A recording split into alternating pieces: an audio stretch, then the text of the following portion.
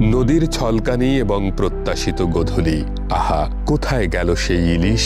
কিছুতেই ধরা পড়ছে না। ইলিশে ভরা ছিল যে নদী, সেখানে এখন বিষাক্ত জল আর বালির স্তূপ। ঢেউয়ের সাথে বাঁধা রূপালী ইলিশে বাজার ভর্তি হয়ে যেত। এখন সেই স্রোত যেন উপশহরে চলে গেছে। চলছে ইলিশের ভরা মৌসুম।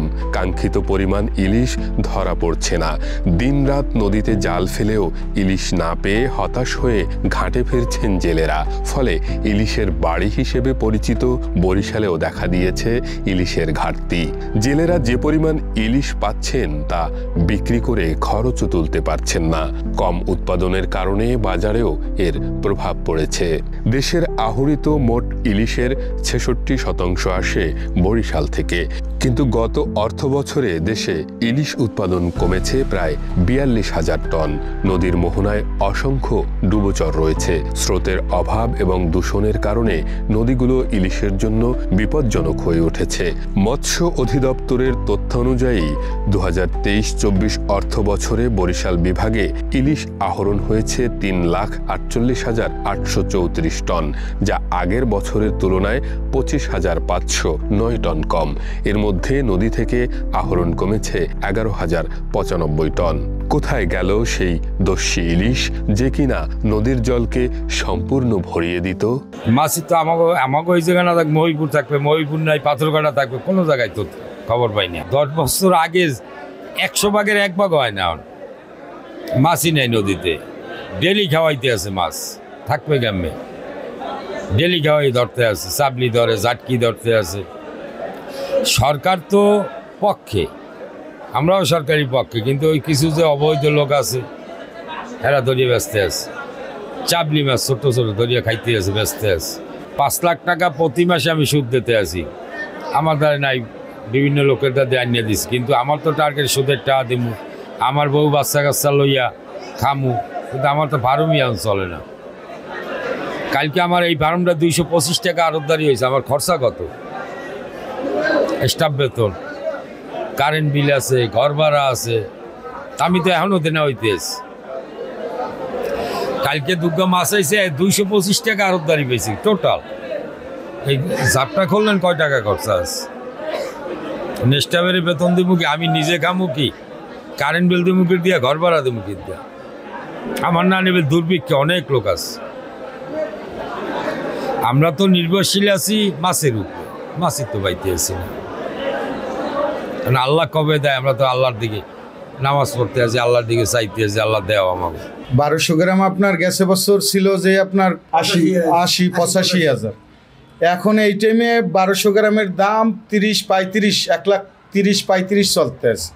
আপনার কেজির মাছটা গেছে বছর ছিল মনে করেন ৬০-৫০। এই টাইমে এখন চলতে আছে আপনার প্রায় ১,০০,৬০, ৬,৫, ৪ এরকমের দর চলতে আছে। মাছ নাই, ঠিক আছে, আমদানি রমদানি নেই, ঠিক আছে, সেরকমের মাছ নাই বিদেই তো দাম বেশি। কেবল জলবায়ু পরিবর্তন নয়, বরাবর নির্মূল হয়েছে ইলিশের আবাসস্থল। বিশেষজ্ঞদের মতে বৈরী আবহাওয়া, নদী দূষণ, জলবায়ু পরিবর্তন, নদ নদীতে ডুবোচর, মোহনায় নাব্যতা সংকট, অবকাঠামো নির্মাণ এবং অবৈধ বেহুন্দি জালের ব্যবহার ইলিশ প্রবেশে বড় প্রতিবন্ধকতা তৈরি করেছে। ফলে ইলিশের প্রজনন ও বংশবিস্তারের স্বাভাবিক চক্র ব্যাহত হচ্ছে।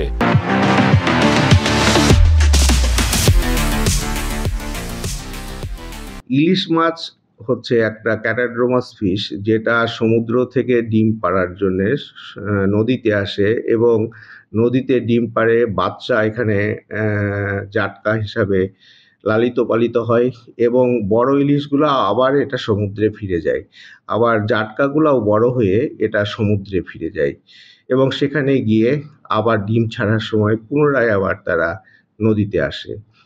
তো এখন এই যাওয়া আসার পথে যদি কোনো বাধা থাকে তাহলে আর তারা সমুদ্র থেকে নদীতে আসতে পারে না, বা নদীতেও যদি কোনো জায়গায় বাধা হয়, চর পড়ার জন্য বিভিন্ন কারণে যদি বাধা পায়, তাহলে এই তাদের গতিপথে অর্থাৎ চলাচলে বিঘ্ন ঘটলে তখন ইলিশ আর সেইভাবে আসতে পারে না। হয়তোবা এটার জন্যে ইলিশের উৎপাদন গত বছরের তুলনায় এই বছর কমছে, আস্তে আস্তে কমে আসছে।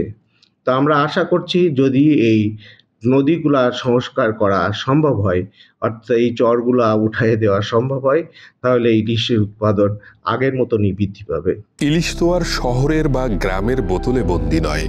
তারা মুক্তি চায়, অথচ তাদের জন্য সেই মুক্তির নদী আজ শুকিয়ে এসেছে। একদিন হয়তো ফিরবে তারা, আবার নদীর জলকে রূপালিতে রাঙিয়ে দেবে। নদী হয়তো ফিরে আসবে তার সুমধুর প্রাণের স্পন্দনে। শুধু জাল ফেলে প্রাপ্তির অপেক্ষা, ফিরে আসুক ইলিশ। কিন্তু প্রশ্ন, সেই অপেক্ষা কি সত্যি পূর্ণ হবে?